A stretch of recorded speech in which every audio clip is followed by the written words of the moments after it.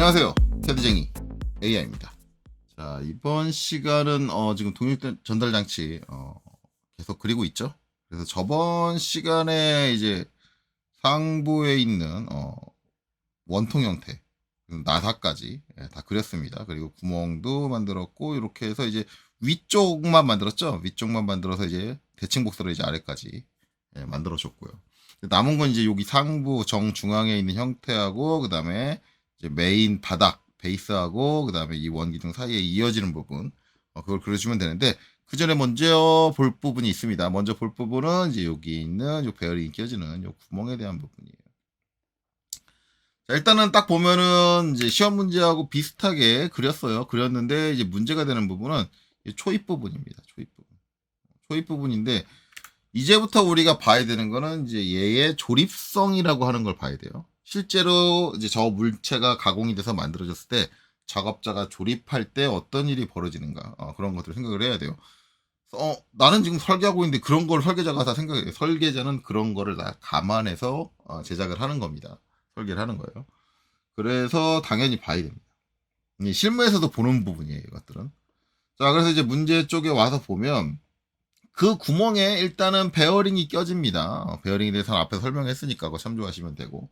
어쨌든 베어링이 껴집니다. 베어링이 껴지고 베어링만 껴지는 게 아니라 여기 커버의 일부분도 이렇게 껴져요. 그래서 커버도 껴진다. 자, 그 구멍에 대해 껴진다라는 문제인데, 구멍 그 똑같은 직경으로 뚫었고 뭐가 문제냐? 라고 얘기할 수 있어요. 근데 문제는 똑같은 직경으로 구멍을 뚫었어요. 그게 문제예요. 구멍이 좀 크면 문제가 별로 안 되는데.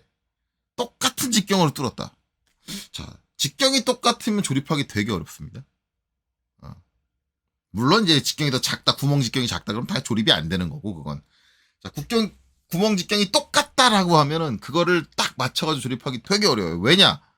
이게 사람이 손으로 조립을 한단 말이에요. 손으로 조립하면은 얘가 이제 직경이 완전히 똑같으면 이 중심하고 그 다음에 각도가 정확하게 딱 맞아야 돼요.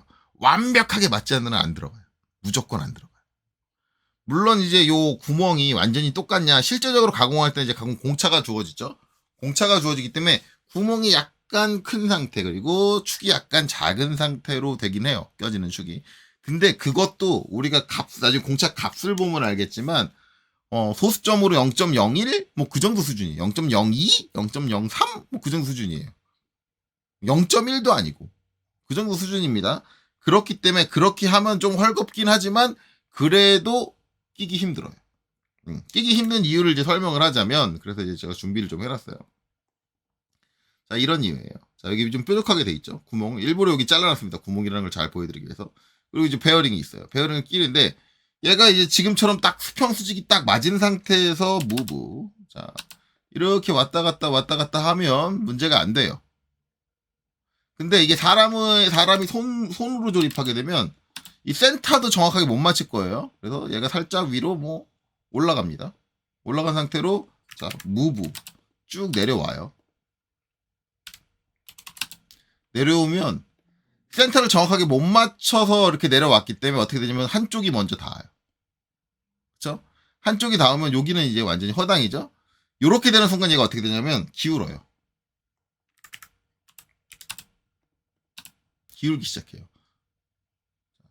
이렇게 해서 이제 여기서 자 직교 끄고 천천히 돌릴게요. 기울어요. 기우는데 이제 요게 딱 가서 이렇게 되게. 저는 지금 이제 마우스로 대충 떼다 보니까 좀 과장되게 하는데 이 정도로 이제 심하게 틀어지진 않겠죠. 대략적으로 이제 요 정도 맞힐까요? 요 정도. 여기서 무브. 그냥 여기 끝이 여기에 딱 맞는 상태로 맞힐게요. 그리고 이제 R5 돌릴게요. 여기를 축으로 이제 딱 먼저 닿은 쪽을 축으로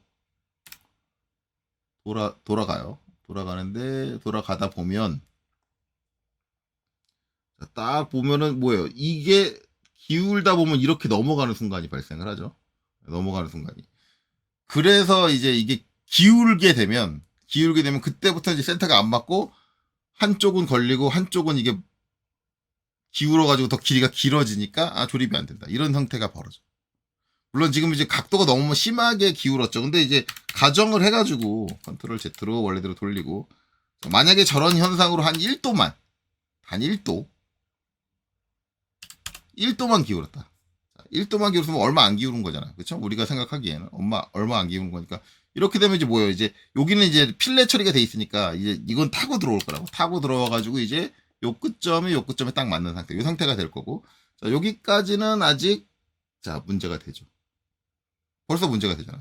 이게 뭐예요? 이게 베어링이잖아요. 이게 베어링이고 이게 구멍이에요. 구멍을 넘어 들어왔네? 그러면 이렇게 조립 안 된다는 얘기네? 그러면 이제 어떻게 돼요? 이제 이렇게 되면 여기 교차점이 어디 있을 텐데, 교차점 여기가 이제, 그러면 여기까지 조립되고 이제 조립 안 된다. 그렇죠. 이렇게 되고. 이렇게 되다 보니까 문제가 돼요. 이제 여기 이렇게 돼 있는데, 어쨌든 이제 저런 상태가 계속 반복되니까 잘 조립이 안 돼요. 그래서 저거 조립하려면 이제 고무망치 같은 거 갖고 와가지고 탕탕탕탕탕탕 치면서 이제 얘가 센터를 맞춰가게 좀 조종을 하는데, 그거 조종할 때도 끝이 이렇게 날카로운 뾰족하면 조정이 잘 안 돼요. 그나마 이제 베어링은 좀 조정될 수 있는 가능성이 있는 게 여기가 이제 둥글게 필렛이 처리되어 있기 때문에 망치로 잘 때리면 이제 저기가 뾰족해도 이제 베어링 같은 경우는 그나마 이제 간신히 낄 수는 있을 거예요. 저도 실제적으로 베어링 조립해봤지만 그렇게 쉽지는 않더라고요.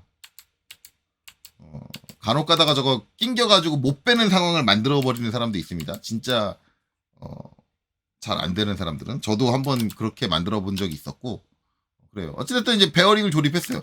베어링 조립하고 나면 그 다음에 또 문제야. 여기도 뾰족하고 여기도 뾰족해. 얘는 그나마 여기 필렛이라도 있었지. 그러면 얘는 여기서 한 위로 0.1mm, 중심이 0.1mm 틀어졌어요. 그 상황을 가정해 보자고요.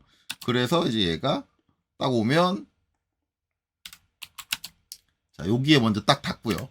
자, 여기는 닿았으니까 분명 여기를 축으로 여기는 비었으니까 여기 들어가려고 하니까 돌 거예요. 여기 C 해서 이제 한번 그려보면 될까? 자, 이렇게 그리면 닿는 부분이 나오겠죠? 여기까지 닿네요.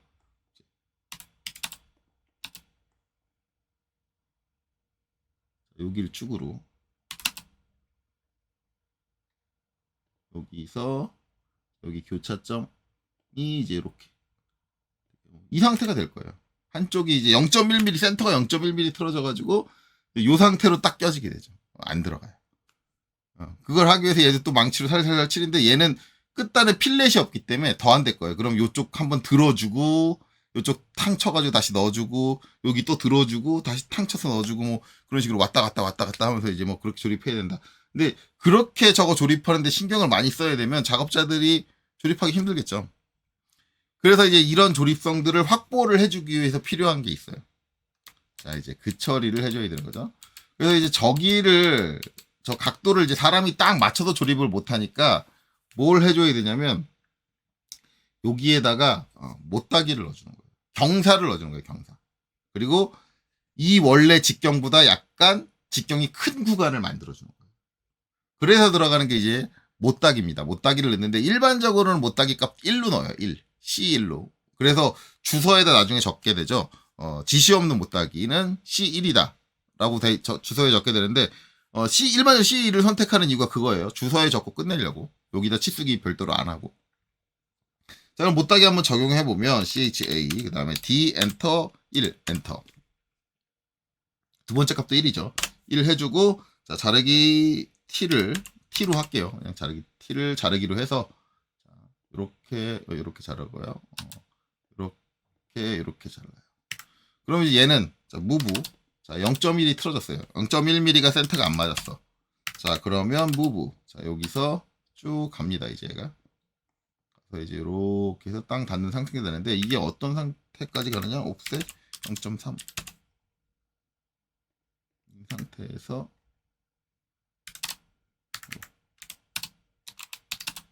어떤 위치까지 가느냐?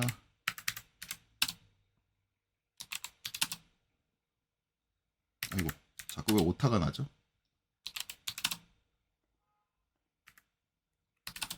자, 이 상태까지 오겠네요. 여기까지 딱 이렇게 닿게 되죠. 닿게 되고 여기는 뜨게 되고 얘가 기우는데 기울어가지고 이쪽 벽이 닿게 돼도 얘는 여기가 아직 경사 부분에 있거든요. 경사를 타고 얘가 돌아오면서 이쪽이 들리면서 이쪽이 위로 밀리면서 센터를 맞춰줘요. 그러니까 이런 경사 구간이 있으면은 경사를 타면서 점점점 중심 센터를 맞춰주고 그다음에 각도도 맞춰주고 이런 현상이 발생을 해요. 그렇기 때문에 좀 더 이제 조립에 편한 상태가 된다. 그렇기 때문에 이런 걸 감안해서 여기 못따기가 들어와야 된다. 그렇죠? 그래서 이제 여기에 다시 베어링이 껴질 거예요. 베어링이 껴지고 그 다음에 이제 얘가 또 들어올 거죠. 얘가 또 이렇게 딱 들어온다. 들어오게 되는데 얘도 마찬가지 무브 1mm. 아 이거 1mm래. 무브 한 0.1mm 틀어져 있다. 그러면 얘도 마찬가지로 무브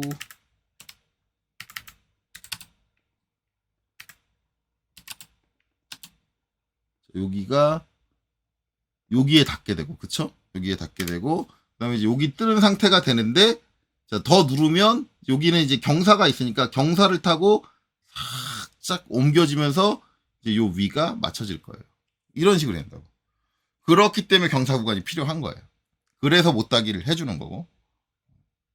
근데 이제 얘 같은 경우는 요렇게까지 하느냐 요렇게까지만 하지 않고 뭘 해주냐면 조립성을 더 좋게 하기 위해서 얘한테도 못따기를 줍니다.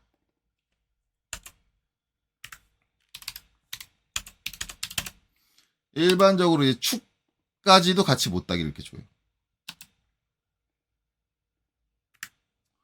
그 다음에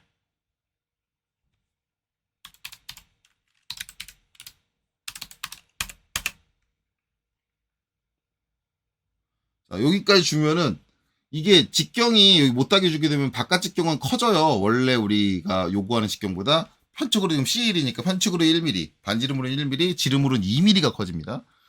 2mm가 커지기 때문에 기본적으로 얘가 들어올 때 꼭 센터를 한 2mm 정도는 틀어져도 보정이 된다는 얘기예요.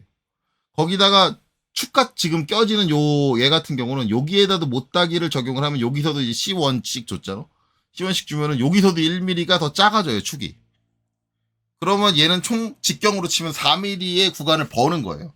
그러니까 센터가 4mm가 살짝 4mm까지는 좀 넘어가지만 4mm 이내로 틀어지게 되면 그거는 경사면을 타고 가면서 중간에 다 잡힌다는 얘기예요. 이렇게 되면 사람이 손으로 조립하는데도 크게 문제가 없죠. 물론 그래도 망치로 살살 두드리는 작업은 어느 정도는 필요해요. 하지만 그렇게 힘들진 않다라는 거지. 만약에 저거를 저런 게 없이 했으면 아주 힘들다라는 얘기지. 그런 얘기를 그런 것들을 감안을 해서 이제 여기다가 못따기 처리를 해준다. 근데 여기서 한 가지 더 고려해야 될 거는 얘를 완전히 조립을 할게요. 조립을 하면 중간에 이제 가스켓이 들어가는 공간이 있고 자, 그 사이에 보면은 자, 여기서 이제 여기까지 베어링 있는 데까지 이제 요렇게 해서 지금 저 커버가 이 구멍에 껴지는 전체 길이가 4mm예요. 4mm인데 자, 여기 못따기 1 했어요. 여기 못따기 1 했어요. 그럼 여기 스트레이트로 딱 껴지는 부분은 몇 mm냐? 당연히 2mm겠지? 당연히 여기서부터 여기까지는 2mm 거예요. 2mm인데 이게 저는 이제 제가 이걸 문제를 만든 거니까 제가 일부러 4mm로 구성을 했어요. 4mm로 구성을 했는데 여러분들이 이제 자격증 시험 문제 지금 시중에 돌아다니는 문제들을 풀다 보면은 저 길이가 3mm인 것도 있고 어떤 건 2mm인 것도 있고 막 그렇게 나올 거예요. 그러면 이제 여기서 생각을 해야 되는 건 문제는 어떻게 해야 되느냐. 자, 못따기 만약에 이게 튀어나온 길이가 4mm가 아니라 2mm다 그러면 못따기 1 주면은 이 스트레이트부가 없는 겁니다. 스트레이트로 된 부분이 없는 건데 이 직선으로 이렇게 맞닿는 부분이 반드시 있어야 돼요. 왜냐하면 그것 때문에 여기가 돌기 이렇게 튀어나와 있는 거고 여기 구멍에 껴지는 거니까. 반드시 껴져야 되는 이유가 있으니까. 자, 지금처럼 이렇게 조립성을 감안을 하게 되면 이거 야 이런 것까지 감안하려면 설계하는 사람도 피곤하고 그러니까 여러분들이 쉽게 생각하는 건 뭐냐면 아니 커버를 만들 때 굳이 이렇게 튀어나오게 안 만들고 그냥 이렇게 민자로 만들어 가지고 이렇게 커버 씌워버리면 되는 거 아니야. 베어링 폭에 맞춰가지고 딱 맞춰가지고 이렇게 씌워버리면 되는 거 아니야 라고 생각하시는 분들이 계세요. 근데 안 돼요. 이렇게 하면. 왜 안 되냐면 지금 보시면 이제 이게 나사 여유 구멍이고 이게 나사잖아요. 그러면 나사 직경하고 나사 여유 구멍은 항상 차이가 나요. 이게 M사 나사인데 얘는 4.5일 거예요. 그럼 편측으로 얼마? 0.25의 차이가 난단 말이에요. 그러면은 얘가 작업자가 조립하는 거 요 안에 돌기가 없으면은 이렇게 원형으로 튀어나온 이 샤프트 같은 부분이 없으면은 얘가 작업자가 조립하는 상황에 따라서 어떻게 되냐면 0.25mm가 이렇게 한쪽으로 쏠려가지고 조립될 수 있어. 요 바깥에 이렇게 단져가지고 단차 발생하는 거, 이런 거는 크게 중요하진 않아요. 뭐 단차 있으면 좀 보기 좀 흉하고 좀 만질 때 좀 그렇고 그렇겠지. 근데 이게 중요한 게 아니라 문제는 요 밑에 있는 안에 있는 구멍이 틀어진다는 거지. 그 구멍에 뭐가 껴지는데 축이 껴지는데 그럼 내부에 있는 베어링에 있는 요 센터하고 그 다음에 얘 때문에 잡히는 요 센터하고 0.25mm가 차이난다. 근데 기계에서 0.25mm면은 어마무시하거든. 기계가 동작을 안 한다고 봐야 되거든. 조립 자체가 안 된다고 봐야 되거든. 100분의 1, 2 가지고 따지는 기계에서. 즉, 위치가 안 맞는다는 얘기예요. 이 구멍의 센터와 이 구멍, 요 안쪽에 있는 구멍의 센터와 축의 센터와 그런 것들을 정렬시킬 수가 없어. 그렇기 때문에 요 돌기를 만들어준 거예요. 얘가 껴짐으로써 정확하게 같은 직경으로 껴짐으로써 센터링이 되고 그렇기 때문에 이 구멍이 요 내부에 있는 구조물들하고 센터링, 중심이 맞은 상태로 되기 때문에 축이 껴질 수가 있는 거고. 그렇기 때문에 얘가 반드시 필요하다. 그래서 반드시 필요해가지고 했는데, 이제 이 돌기의 설계를, 전체 길이를 지금 전 4mm로 했는데 2mm로 했다. 그러면 못따기 1mm, 못따기 1mm 하면은 껴지는 구간이 없으니까 돌기를 만드는 의미가 없다. 그럼 이제 그때는 어떻게 해야 되느냐? 그때는 못따기 값을 0.5로 줄이셔야죠. 못따기 값을 줄이셔야 돼요.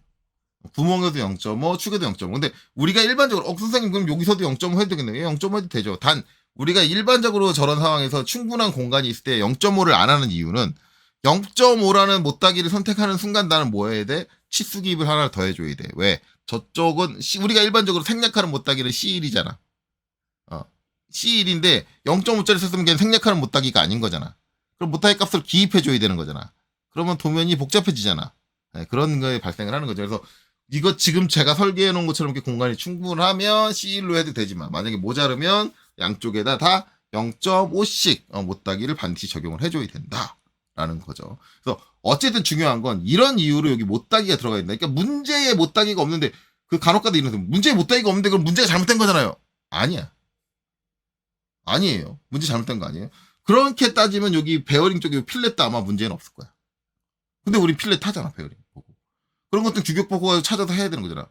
대부분 이제 얘기하는 게 아니 그럼 아니 원본 도면을 잘못 준 거 아니야. 여기 못따기 돼 있는 상태로 그래서 줬어야지라고 하는데 이 못따기가 안 돼 있는 상황 여러분들 실무 상황하고 똑같습니다.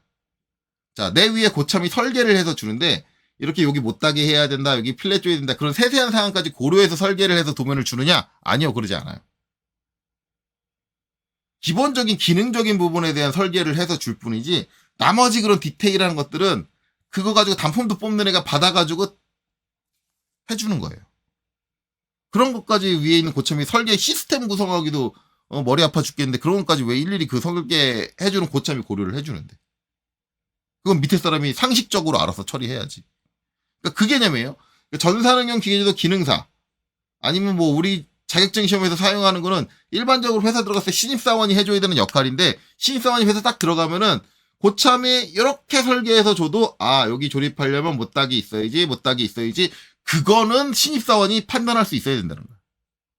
그거 판단 못하는 신입사원은 이 직종에서 일할 생각하지 말아야지. 그건 회사에서 알려줘야지. 그럼 왜 회사에서 알려줘? 이미 2단계에서 배웠어야지. 기능사 자격증 딸 때 배웠어야지. 알았어야지. 그건 학교 단계에서 알아야 되는 문제고. 그렇죠? 네, 그런 거예요. 그러니까 이런 거를 고려해줘야 된다. 그러니까 간혹 이 문제 이렇게 돼 있다고 문제 가지고 트집 잡는 사람들이 있는데 아니에요. 트집 잡지 마세요. 본인이 모르는 거야. 본인이 무식한 거고. 그렇죠? 자, 그래서 이제 어떻게 못따기를 적용을 해야 된다. 그러면 여기 와서도 우리도 적용을 해줘야겠죠. 자, 그래서 CH D1 자, 그리고 1 한 번 더 치고 그 다음에 여기는 자르기를 자르지 않기로 할게요. 트림을 노트림으로 자, 그래야지 이 선이 살아남겠지. 땅땅 그렇죠. 아래쪽도 땅땅 자, 라인으로 점점 있고 그 다음에 이제 트림으로 자르고 아래쪽도 자르고 그 다음에 얘네들은 MA 수문선.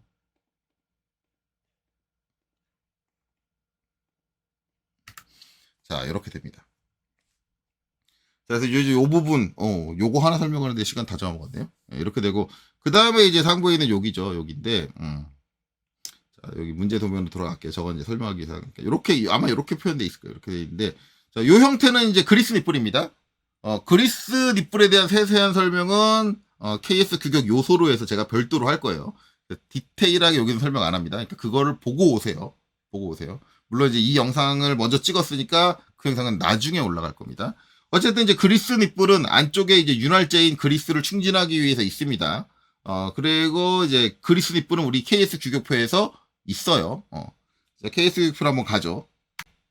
자, 이렇게 33번 그리스 니뿔이라고 전제를 합니다. 이렇게 그려져 있고 아까 그 그림하고 비슷해요. 그렇죠? 자, 그리고 이제 여기서 이제 우측으로 딱 오면 이렇게 형식은 A형 있고 이제 A형에서 두 가지가 있죠. AM6F가 있고 AMT6 곱하기 0.75가 있다. 그리고 이제 하부에 나 있는 나사의 지름 호칭 지름이 M6 곱하기 0.75고 이제 MT6 곱하기 0.75입니다. 이렇게 돼 있는데 자, M은 우리가 M6의 0.75는 이제 뭐예요? 미터 가는 나사죠. 미터 가는 나사 규격표 찾아보면 나사 쪽 규격표 찾아보면 M6의 0.75가 있습니다. 미터 M6짜리 미터 가는 나사예요. 그런데 MT6의 0.75 곱하기 0.75는 우리가 시험 때 볼 수 있는 KS 규격표에서는 못 봤는데 저런 거 없는데 없어요. 없어요. 그러니까 결론적으로는 뭐예요? 이걸 봤을 때 여기 나사의 사이즈는 어떻게 해야 돼요? 무조건 M6이 0.75다. 이렇게 해야 돼. 그렇죠? 왜냐면 이거는 규격표에 안 주어졌잖아. MT는. 이게 MT 뭐의 약자냐면 M 미터, T 테이퍼. 그러니까 미터 테이퍼 나사예요. 우리가 이제 규격표에 주어진 건 관형 테이퍼 나사만 나오잖아. 선생님 그럼 관형 테이퍼 나사가 미터 테이퍼 나사 아니요. 관형 테이퍼 나사는 인치 계열 나사예요. 미터가 나사가 아니야. 미터 테이퍼 나사가 아니에요. 그래서 미터 테이퍼 나사다. 근데 그랬으면 미터 테이퍼 나사를 줬으면 미터 테이퍼 나사 규격표도 주셨어야죠. 그쵸? 근데 규격표를 안 줬어. 그럼 뭐야? 이걸로 해야지. M6 0.75. 어차피 선택은 우리 둘 중에 하나. 그러니까 MT6 곱하기 0.75 하셔도 상관없는데 이렇게 하면 나사 그릴 때 테이퍼 나사의 형식으로 그리셔야 돼요. 평행 나사가 아니라 일단 피곤하겠죠. 그리기도. 그리고 규격표도 안 줬어. 규격도 못 찾아. 그러니까 이거는 안 하는 게 낫겠죠. 둘 중에 하나만 하면 된다 그랬으니까 이거 하는 겁니다. 자, 정확히 말하면은 요 그리스 니뿔이라는 건 요새 KS 규격에는 없어요. 그리스 니뿔. 왜냐면 이거 폐지된 지 좀 됐어요. 그래서 없어요. 뭐 그거에 대한 건 이제 그리스 니뿔 설명할 쪽에서 자세히 하고. 그래서 어찌됐든 이 규격이 여기 있는 것 자체도 마음에 안 들어요. 왜? KS 규격에서 폐지됐잖아. 근데 왜 있어? 한 가지 더 얘기하자면 이게 실무적으로 보면은 이거 M6 써도 됩니다. 그냥 미터 보통 나서 써도 돼요. 왜냐면 이게 규격이 폐지된 이유가 이 규격을 다 안 따라서 그래요. 실무에서. 안 따르고 거기 폐지 사유에 그렇게 써 있어요. 어차피 이 규격표를 활용하는지 니들이 활용하는지 오래됐어. 라고 써 있어요. 폐지 사유에. 그래서 그냥 니들 마음대로 해. 라고 돼 있어요. 그리고 실무에서 저 그리스 니뿔은 이제 사오는 거거든요. 시중에 사오는 건데 그리스 니뿔 카탈로그를 보면은 그냥 M6짜리가 있어요. 근데 M6짜리가 좋지는 않습니다. 왜 좋지 않은지는 그리스 니뿔 설명을 해서 설명을 할게요. 어쨌든 M6짜리 쓰면 좋지는 않아요. 자, 어쨌든 그런 이유로 우리 이제 M6에 0.75다. 반드시 이걸로 선택을 했는데 그걸 알았으면 뭐예요? 여기서 다시 나사 쪽으로 가야지. 그래서 나사 규격표를 띄워놔야겠죠. 일단 그것도 미터 가는 나사로. 아까 가는 나사라고 이게 나왔으니까 미터 가는 나사. 이렇게. 자, 보면은 이제 미터 가는 나사 보면 여기에 이제 M6에 0.75가 있고요. 그 다음에 이제 접촉 높이가 이렇게 0.406 이렇게 나와 있습니다. 뭐 접촉 높이 같은 경우는 전에 나사 그릴 때 저 그냥 0.5로 퉁쳐서 그리셔도 상관없다. 그렇게 그리실 분들은 그렇게 그리셔도 됩니다. 저는 제 스타일대로 한다 그랬어요. 문제는 이제 저 부분에 이제 저 나사만 있는 게 아니고 이제 다른 것도 존재를 하죠. 자, 그래서 한번 살펴보면 자, 이제 이런 식으로 돼 있어요. 이런 식으로 돼 있는데 보면은 이제 그리스 니뿔이 껴져 있고 보면은 이렇게 한 단이 더 파져 있습니다. 근데 여러분들은 출력한 걸로 보기 때문에 이렇게 디테일하게 안 보일 거예요. 아마도 이 검은색으로 색깔 칠한 것처럼 보일 겁니다. 다. 근데 이제 그리스 닛불이 기본적으로 있고 그 밑에 보면 이렇게 색깔 칠해져가지고 이렇게 있다라고 한다면 저거는 이제 그리스 닛불 하단에 이제 고무링 하나 껴져 있다고 생각하시면 돼요. 고무링이 껴져 있고 그 다음에 이제 단이 이렇게 한 단이 있어요. 요 한 단은 고무링을 끼기 위한 단이에요. 여기 너트부를 피해서 여기 육각 너트 부분인데 너트부를 피해서 고무링을 끼기 위한 부분이고 그 다음에 그 밑에 한 단이 더 있습니다. 한 단. 이제 요런 부분들이 있는데 이건 대체 왜 있는 거야? 라고 생각할 수도 있죠. 그리고 여기도 마찬가지 여기서부터 여기까지 두 선 사이의 거리가 0.5mm니까 아마 출력된 걸로 보면은 선이 보이지 않고 어떻게 보일 거냐? 분명히 진한 굵은 아주 굵은 선이 하나 보일 거예요. 그러니까 그런 것도 구조적으로 잘 파악을 하셔야 되는데 일단 고무링을 낀 이유는 이제 요 그리스 닛불 안쪽에 그리스가 흐르는 그러니까 유체가 흐르는 거니까 걔가 이제 이쪽으로 새 나오지 마라 라는 의미를 갖고 있습니다. 근데 이제 그리고 이제 여기가 가는 나사인 이유도 기본적으로는 이제 그리스가 그 틈새로 이제 새 나오지 마라 라는 거죠. 그거 자세한 거는 이제 거기서 설명을 하는데 여기서 이제 이의를 제기하는 분들이 계세요. 아주 똑똑하신 분들인데 진짜 똑똑하신 분들이 그분들은 이제 진짜 논리적으로 생각을 하는 거죠. 상식적으로 우리가 생각을 해보면 안쪽에서 이제 그리스가 이렇게 들어와가지고 이제 안쪽에 있는 구멍을 통해가지고 그리스가 쭉 와서 요 안쪽까지 그리스가 흘러 들어오는 거예요. 이 안쪽에는 이제 구멍이 뚫려 있죠. 그리스가 들어올 수 있는 관로가 이렇게 뚫려 있어요. 선생님 상식적으로 생각하는데 그리스가 중력에 의해서 밑으로 떨어지지 어떻게 요 나사 있는 데를 타고 위로 거슬러 올라옵니까? 그러면 그리스가 뭐 발이 달려가지고 걸어 올라온다는 얘기예요? 아니면 그 나사를 타고 등반을 해서 올라온다는 얘기예요? 대체 어떻게 하길래 그리스가 요 위로 올라올 수 있다고 생각을 하고 이렇게 고무링을 대가지고 거길 밀폐시키는지 왜 저걸 합니까? 라고 얘기하시는 분들 진짜 논리적인 얘기죠. 왜냐면 이게 그리스라는 게 뭐 반 이제 액체 상태, 완전히 액체는 아니고 반 액체 상태인데 기본적으로 상식으로 생각을 하면 밑으로 내려와야지 얘네들이 어떻게 위로 올라와? 누가 밀어 올리기 전에 강제적으로 밀어 올리기 전에는 절대 위로 기어 올라올 일이 없는 애들인데 그렇죠? 그런데 진짜 더 상식적으로 생각을 하면 제가 얘기하잖아요. 이게 액체가 완벽한 물처럼 완벽한 액체가 아니라 뭐냐면 반 그 고체예요. 그러니까 젤리보다는 물러요. 젤리보단 물인데 손으로 탁 그냥 잡으면 완전히 바스러지듯이 막 완전히 뭉개져 버릴 정도로 되게 액체에 가까운데 그렇다고 해서 액체는 아니다. 진짜 찐득찐득한 형태의 액체다. 아주 찐득찐득한 형태의 액체다. 그렇죠? 그렇게 생각하면 돼요. 그리스 많이 써보셨잖아요. 그렇게 생각을 하면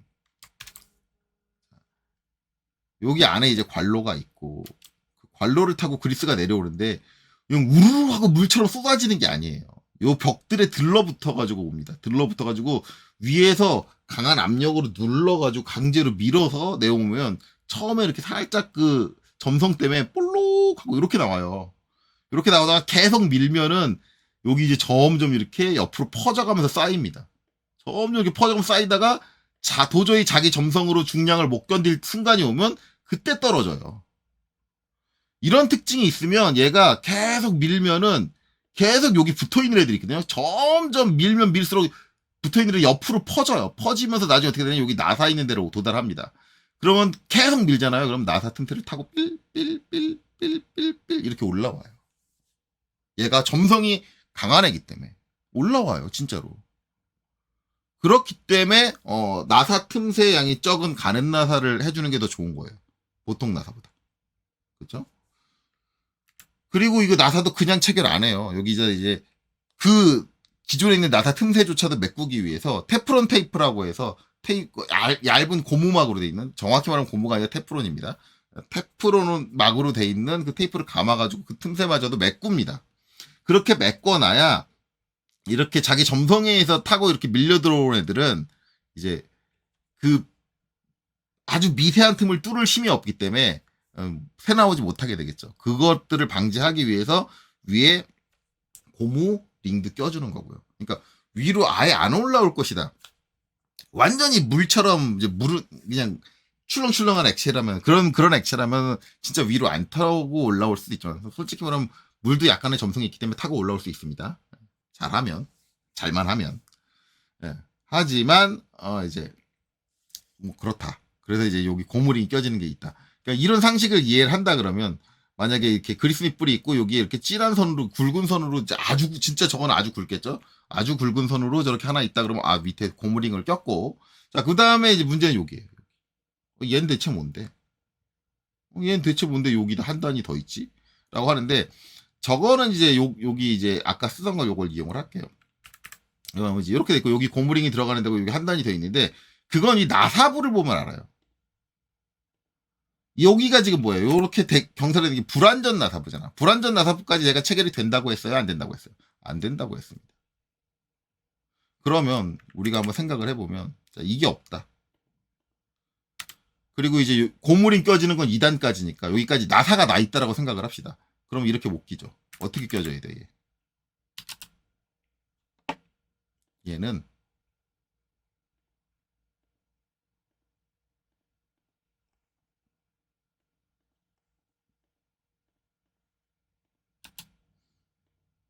나사부 완전 나사부까지만 껴져야죠. 여기가 이렇게 떠야 돼요.